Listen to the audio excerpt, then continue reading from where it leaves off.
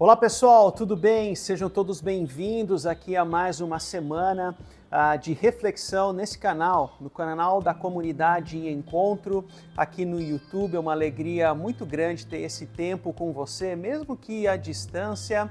Lembrando que se você nos acompanha fora da grande Florianópolis, esse é o nosso ponto de encontro das reflexões da nossa comunidade Encontro, mas se você mora aqui perto, na nossa região, além de acompanhar esse canal aqui, você também é sempre muito bem-vindo para estar com a gente presencialmente. Nós nos reunimos no Centro Empresarial Terra Firme, no Auditório Ático. Então nós esperamos você todos os domingos às 19 horas, ok? Hoje nós iniciamos uma nova série de reflexões chamada O Poder das Palavras. E essa é uma série que nós iremos tratar e aprofundar ao longo do mês de maio. Mas por que esse tema nos é relevante? Nós vivemos na era da comunicação e, de uma forma até paradoxal, da desconexão. Nunca se falou tanto, nunca se escreveu tanto, nunca se postou tanto e, ao mesmo tempo, nunca estivemos tão feridos pelas palavras e pela ausência delas. Todos os dias, bilhões de mensagens circulam. De acordo com pesquisas recentes, só no WhatsApp são mais de 100 bilhões de mensagens por dia no mundo. No Brasil, nós passamos uma média de quase 4 horas por dia nas redes sociais. Agora, o paradoxo disso tudo é que 59% dos brasileiros se dizem sentir sozinhos. Ou seja, estamos conectados, mas desconexos ao mesmo tempo. Um termo usado nesse meio da tecnologia, que até então era novo para mim, se chama infobesidade. Infobesidade é uma palavra usada para descrever o nosso excesso de informação. Tanto que a Universidade da Califórnia diz que nós recebemos em média em torno de 74 gigabytes de conteúdo e informação por dia. Tudo que você vê, imagens, vídeos, textos, tudo que você ouve, áudios, músicas, podcasts, as conversas, tudo que você lê, notícias, e-mails, mensagens, redes sociais, tudo isso somado equivale a 74 gigabytes por dia, que de uma forma prática, se você é leigo como eu nessa área, isso equivale a 16 filmes consumidos por dia. Ou seja, estamos conectados, mas desconexos ao mesmo tempo. O psiquiatra Paul Tournier, médico suíço, cristão, já na década de 50 fez uma distinção muito interessante entre pessoa e persona. A persona, que é uma palavrinha do latim que significa máscara, são as nossas máscaras da vida. É a imagem social que construímos, é a postagem na rede social, é muitas vezes a religiosidade que queremos externar para os outros. Em outras palavras, a máscara é tudo aquilo que nós usamos e colocamos como vestimenta em nós mesmos para interagir com o mundo exterior. Mas a pessoa, na visão de Tournier, é quem nós realmente somos por dentro, é o núcleo do nosso ser, com as nossas dúvidas, com as nossas dores, alegrias, contradições. Esse é o local onde moram as nossas lutas reais, os nossos pecados, a nossa espiritualidade, a nossa esperança, as nossas feridas e assim por diante. Mas aqui é o ponto central. Para Tournier, os nossos relacionamentos, eles não deveriam ser marcados por fachadas, por máscaras ou pela impessoalidade nos relacionamentos, relacionamentos de fachadas. A forma como nós nos relacionamos com a família, na igreja, com amigos, Isso não deveria ser um relacionamento disfarçado, por mais utópico que pareça ser. Porque na visão de Tournier, o que nos aproxima e o que nos afasta das pessoas é a forma como nós usamos as nossas palavras uns para com os outros. As nossas palavras podem afastar pessoas, as nossas palavras podem nos aproximar e unir, mas acima de tudo, a palavra de Deus tem o poder de trazer o próprio Deus até nós. E é sobre isso que nós iremos dialogar, refletir ao longo desse próximo mês, nessa série de reflexões, o poder das palavras. Mas hoje, como pontapé inicial, nós iremos abordar sobre o tema o poder da palavra não dita. Interessante que para a sabedoria bíblica, logo no início das Escrituras, nós percebemos um Deus que rompe o silêncio. Perceba aqui as primeiras palavras da narrativa bíblica. No princípio, a terra era sem forma e vazia. Havia trevas sobre a face do abismo. Ou seja, silêncio, caos e escuridão. Mas aí Deus vem com a sua palavra criadora e ao longo de todo o relato da criação, ele cria a partir da sua palavra. Disse Deus, haja luz. Disse Deus, haja um firmamento no meio das águas. Disse Deus, ajuntem-se num só lugar as águas. Disse Deus, disse Deus, disse Deus. Tanto que pelo menos 10 vezes ao longo do relato da criação, Deus vem com a sua voz, com a sua palavra criadora, rompendo o silêncio.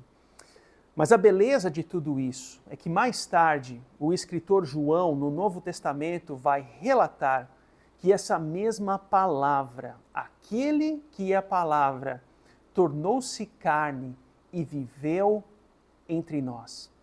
Em meio à agonia do nosso pecado, no silêncio da voz de Deus, Ele vem ao nosso encontro com a sua voz, com a sua palavra, com o próprio Jesus para construir, para nos salvar, para mostrar o nosso pecado, para nos restaurar. O que isso quer dizer para nós hoje? Percebam que desde as primeiras páginas da sabedoria bíblica, Deus se move intencionalmente ao nosso encontro. Ele rompe o silêncio. Ele nos alcança com a sua palavra criadora. Ele constrói, ele organiza, aproxima, se relaciona. Mas a pergunta aqui é se eu e você, nós estamos atentos a isso, a esses movimentos de Deus em nossa direção, na nossa vida. Porque nesse processo é o local onde Deus reconstrói as nossas vidas. E essa é a beleza do movimento de Deus. Toda a narrativa da sabedoria bíblica tem um alvo. Deus rompe o silêncio, Deus rompe o caos e se move em nossa direção. Esse é o movimento dele para conosco. Ele nos encontra para nos deslocar de uma vida de máscaras religiosas para um relacionamento pessoal com ele em Cristo. Mas esse é o ponto central. A partir desse padrão, desse movimento de Deus para nós, rompendo o silêncio com a sua voz criadora, esse mesmo movimento agora nos convida ao encontro do outro, aos que estão ao nosso redor. Há uma situação não resolvida com alguém, vá lá e rompe o caos. Há alguma pessoa sofrendo e precisa ser acolhido, vá ao encontro e rompa o silêncio, acolha. Há alguém que precisa de aceitação, aceite. Há alguém que está se afastando da vida em comunidade, vá ao encontro. Esse é o movimento que Deus constrói na nossa vida. e ao mesmo tempo nós somos chamados para construir ao encontro do outro. Em 1964, Kitty Genovese caminhava pelas ruas de Manhattan. De repente, um assaltante se aproximou dela e a esfaqueou. E ela gritou imediatamente: "Meu Deus, ele me esfaqueou."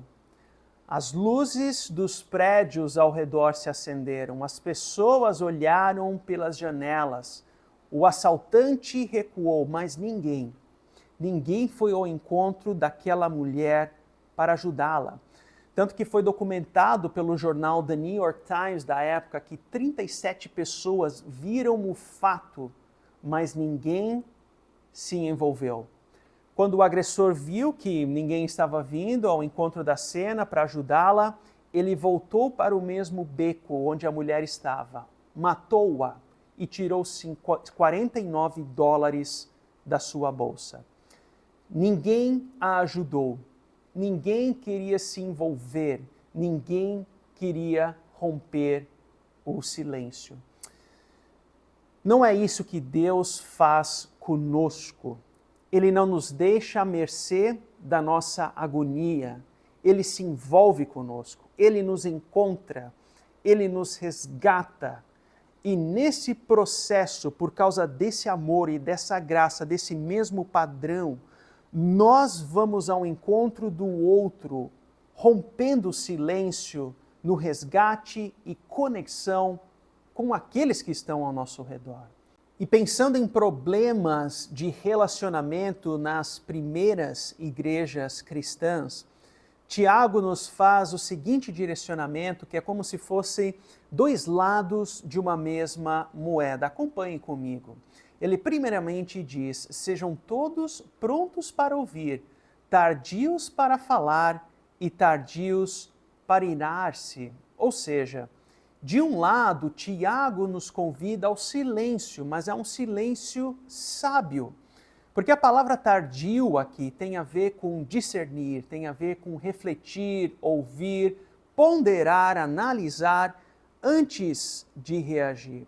Sabe aquele perfil de pessoa, e talvez você tenha essa característica que é muito combativa, precisa falar o que pensa, precisa externar aquilo que se passa, talvez esteja certa, talvez não esteja, mas fala o que der na telha, como se a outra pessoa ela não tivesse sentimentos. Não.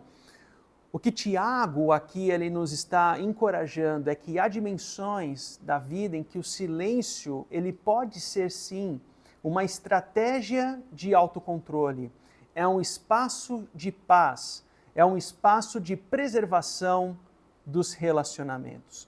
Mas o outro lado da moeda é que Tiago nos orienta aqui: quem sabe que deve fazer o bem e não o faz, comete pecado.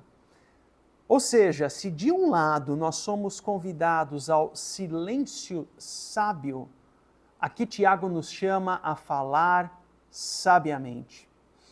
Nem todo silêncio é sabedoria. Há silêncios que ferem quando deveriam acolher. Há silêncios que abandonam quando deveria existir palavras de encorajamento. Há silêncios que não disciplinam quando deveriam haver correção. De um lado existe a omissão como fruto da nossa criação. Se você veio de um lar com poucas palavras de afirmação, você deve saber quão difícil é para construir uma realidade de palavras sadias no contexto familiar, no vínculo profissional. É difícil. Mas, ao mesmo tempo, nós temos uma característica pessoal, inata, de que, no fundo, nós não queremos ser os portadores da má notícia. Isso é um problema de ordem pessoal, não da nossa criação. Eu não quero ser aquele que rompe o silêncio para fazer uma observação daquilo que é errado, porque senão eu vou ser o chato da história, ou eu não quero sair da minha zona de conforto, ou, sei lá, não vai pegar bem a minha imagem para com os outros. Mas há momentos em que conversas cruciais precisam acontecer, seja no casamento, seja na família, seja no ambiente de trabalho, mas a verdade, ela deve ser exposta com amor, com construção. Todo vínculo de quebrar com o silêncio, ele precisa acontecer nessa dimensão da construção. Porque assim como Deus rompe o silêncio com a sua palavra criadora, romper o silêncio no nosso contexto vai ao encontro da construção do outro, da edificação do outro. Talvez o bom uso das palavras possa ser comparado como contemplar uma boa imagem. As coisas se encaixam, a fluidez, a paz, a alívio. O problema é que nós vivemos num mundo desfocado com a marca do pecado. Nós omitimos palavras, nós falamos de forma impensada. E a maneira como nós falamos ou a maneira como nós não falamos e alimentamos o silêncio pode agravar situações, pode deixar com que essa imagem fique cada vez mais desfocada. E nós temos esse poder através das palavras, de deixar a foto mais embaçada, confusa, piorar aquilo que já estava quebrado. E a palavra de construção que rompe o silêncio é como contemplar essa imagem nítida. Ela esclarece o que estava confuso, ela restaura o que foi ferido, ela consola com compaixão, ela corrige com amor, ela ensina com humildade e assim por diante. A pergunta é, se nas minhas palavras, se no relacionamento com aqueles que eu estou ao redor, ou na ausência das minhas palavras, elas aumentam esse borrão da foto ou elas trazem uma imagem nítida dos meus relacionamentos? O que levar para casa a partir dessa reflexão? Escute com atenção. Todos querem falar, mas poucos sabem ouvir. Rubem Alves dizia que eu vejo um monte de curso de oratória, mas não vejo nada de escutatória. Escutar bem requer humildade, requer presença, requer paciência. Comece escutando com atenção, escutar de forma sábia, mas silencie com sabedoria. Há momentos em que calar tem a ver com maturidade. É respirar fundo diante de situações acaloradas, é esperar o momento certo para tratar assuntos difíceis. Nunca perca a dimensão do silêncio, mas o silêncio com sabedoria, para evitar a extravagância da ira. E em terceiro lugar, fale com propósitos, fale com intenção. Quando seu filho precisa de afirmação, quando um irmão precisa do confronto amoroso, quando um cônjuge precisa de encorajamento e assim por diante. Cristo, a palavra feita carne, vem ao nosso encontro. Ele não se omitiu. A sua vida foi o romper do silêncio, da agonia do nosso pecado. A sua vida foi o maior eu te amo já pronunciado. Que as nossas palavras sejam reflexos da palavra dele. E que a graça do amor de Jesus te conduza a relacionamentos marcados pela escuta, silêncio e falar com o coração. Até a próxima semana.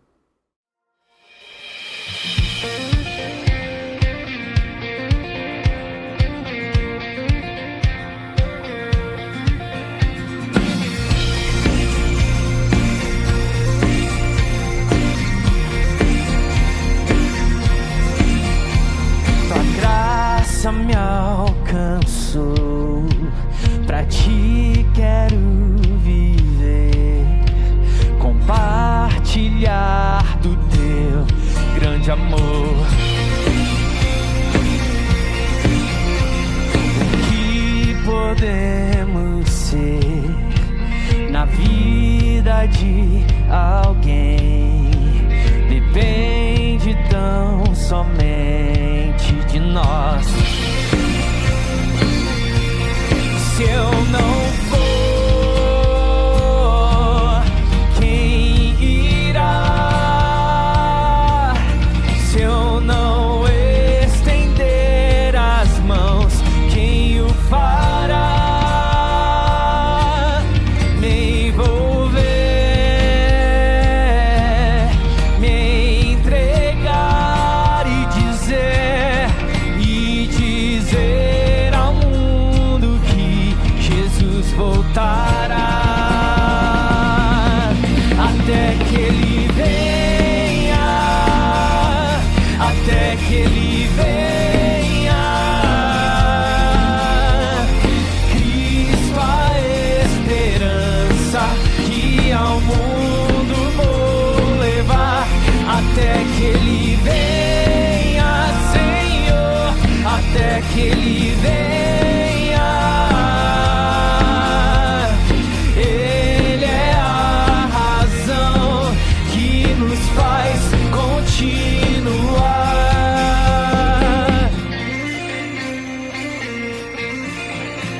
Tua graça me alcançou, pra ti quero viver, compartilhar do teu grande amor.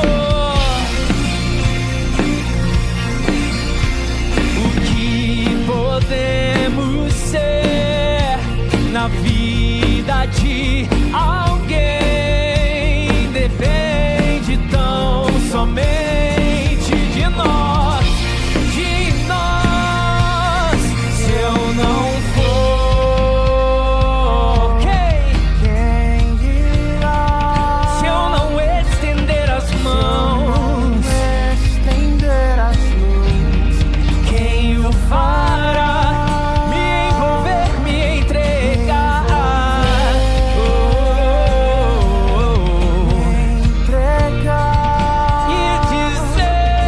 e dizer ao mundo que Jesus voltar. E ele vem, Maranata, Senhor, até que ele venha, até que ele venha. Cristo a esperança que ao mundo vou levar. Até que ele venha, Senhor, até que ele venha. Ele é a razão que nos faz. Erga sua voz na sua casa, canta. Até que ele venha, Jesus.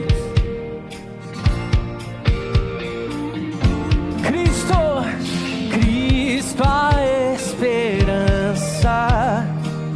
Vamos, meu irmão, minha irmã, canta junto com a gente. Até que ele venha. É o nosso anseio, Senhor. Nós queremos a tua presença, Pai. Venha sobre todos nós.